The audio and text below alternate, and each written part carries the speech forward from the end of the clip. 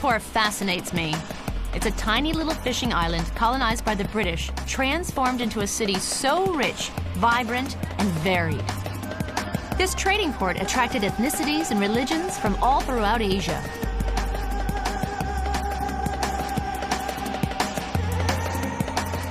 You know, the longer that I'm in Singapore, the more I begin to really appreciate how this tiny country was able to attract so many different cultures, and that each culture was able to leave its unique stamp. And it all comes down to one British man who is behind the evolution of this city. His name is everywhere, on buildings, street signs, hospitals, and squares. There's not one, but 2 statues in his honor.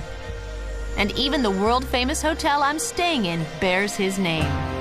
Sir Stamford Raffles. At his glorious colonial hotel, which was founded in the late 1800s, I'm hoping Singapore local Anita Kapoor can help me understand Raffles' legacy. So is it true that the country of Singapore, as we know it, is really the responsibility of one man?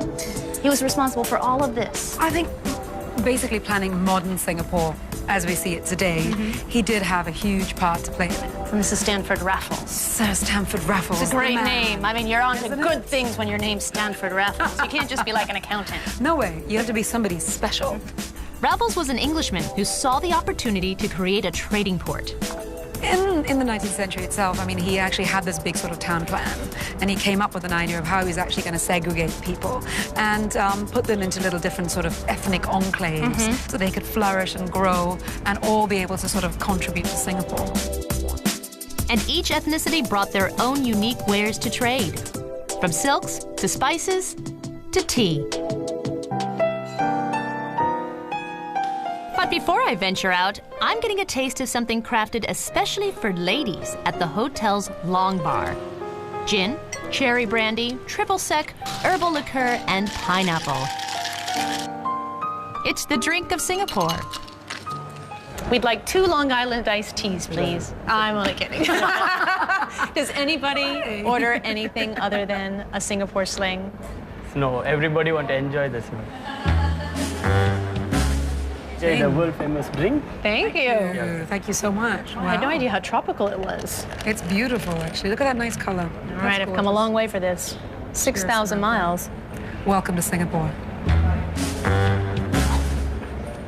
Wow. Sweet. It might look really innocent, but it packs a punch.